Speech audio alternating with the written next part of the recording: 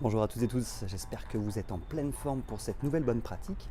Aujourd'hui, je voulais vous parler de la loi de Carlson qui dit qu'un travail effectué en continu prendra moins d'énergie et de temps qu'un travail fait en plusieurs fois. Ça rejoint l'idée de regrouper les tâches pour être plus efficace. Et ça, c'est une technique qui est vraiment importante. Je vais vous donner un exemple concret. Au lieu de regarder nos mails, par exemple 15 fois par jour, où à chaque fois on va avoir 15 préchauffages et il va falloir se mettre dans l'action à chaque fois et donc 15 fois, ce qui va nous prendre beaucoup de temps et beaucoup d'énergie, il vaut mieux regarder ces mails par exemple 2 fois par jour, une fois le matin, une fois le soir, comme ça on n'aura que 2 préchauffages. Et une fois qu'on sera dans la tâche, on sera beaucoup plus efficace. En effet, il faut peut-être 2, 3 mails pour commencer à être efficace et répondre de manière rapide. Donc, si 15 fois dans la journée on regarde nos mails, finalement on va traiter 2, 3 mails à chaque fois, on sera à peine chaud qu'on arrêtera la tâche.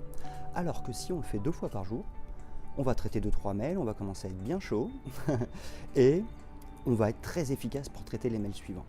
Donc aujourd'hui, cette loi de Carlson, qui consiste finalement à regrouper les tâches identiques pour justement réduire le nombre de préchauffages et augmenter l'efficacité, est une loi très importante qui moi m'inspire et finalement c'est ce que je fais aussi au quotidien. Par exemple, je vais tourner à peu près 7 vidéos d'un coup, ce qui me permet effectivement d'être beaucoup plus efficace, de réduire les temps de préchauffage, au lieu d'en faire une tous les jours, où il faudrait que tous les jours je me mette dans la tâche et tous les jours je fasse un film et que tous les jours je fasse un montage.